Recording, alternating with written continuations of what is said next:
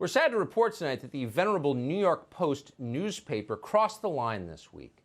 They wrote a story revealing that one of the founders of the sacred BLM movement has in fact spent millions of dollars on 4 high-end homes just in the United States. And that's not allowed. Embarrassing the leader of BLM just for being greedy? Please stop, New York Post. That was Facebook's position. Facebook is now blocking the New York Post reporting. We just tried to share it on Facebook and we got a message. You can't share this link because it goes against our community standards. Those standards include flacking for every left-wing activist group in America.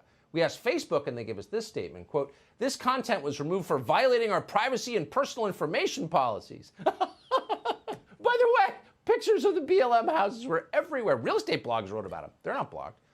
Facebook said the story could help people identify the BLM founder's personal residence. Right. We can promise you they don't extend that courtesy to others in the public eye.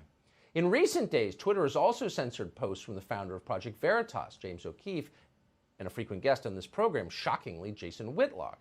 So the censorship is just intensifying. Is anyone noticing this or doing anything about it? Ned Ryun notices. He's the CEO of American Majority. He joins us tonight. Ned, so they silenced Trump when he was still president. Like, Trump's not allowed to talk still.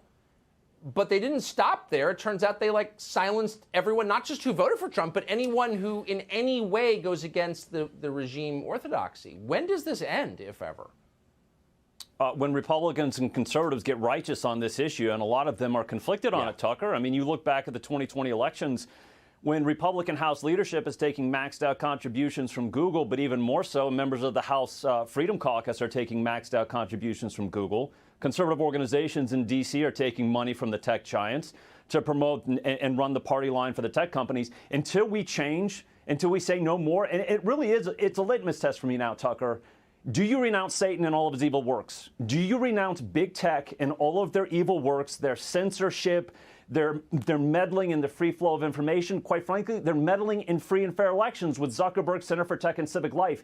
Until Republicans and conservatives can get it in their heads that when monopolies dominate a marketplace, you don't have free market capitalism. We have to break monopolies. It's actually a Republican tradition. And also stop mistaking corporatism for capitalism. When you have these big corporations that are working hand in glove with big government, that's not capitalism. That's big crony corporatism, and it's working on behalf of big government. Quite frankly, Democrats and establishment Republicans love this, Tucker. You know why? They don't have to shred the Bill of Rights into a full frontal assault upon our basic human rights. They can step out of the way and let the woke corporations do their dirty work for them, as libertarians and others are going, oh, we can't touch them because they're private corporations. Absurd and ridiculous.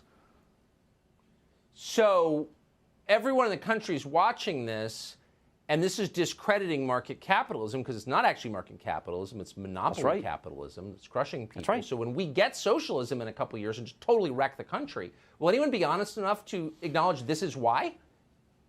Well, this is the problem. I mean, this is why Republicans and conservatives need to get righteous and understand the difference between the corporatism and capitalism, because people do conflate them, and they're going to look at this behavior and say, well, this is capitalism. I will say this. The right approach to this, Tucker, is going to take place at the state level when 26 other Republican governors do the exact same thing that Ron DeSantis is doing and taking a strong stance on big tech. We'll see reform at the state level probably first before anything in D.C.